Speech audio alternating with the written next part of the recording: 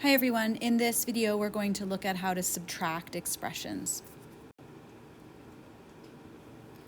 When we're subtracting expressions, the key is to recognize that the subtraction sign in front of a set of brackets is actually a -1 out front of that set of brackets. So what we're going to need to do is to multiply the -1 into that second set of brackets, like this. So like with adding, the first expression, the first set of brackets won't change. If you want to get technical, there's actually a +1 out front of that set of brackets. So when we multiply +1 by anything, it doesn't change. We just get 3x minus 6 in that first set of brackets.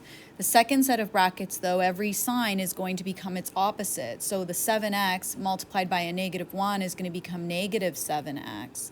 And the -1 multiplied by the +1 is going to become -1 as well, because a negative times by a positive will give you a negative.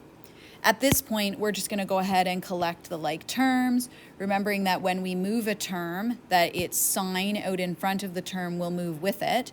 So we will have 3x minus 7x minus 6 minus 1, which will then be equal to -4x minus 7.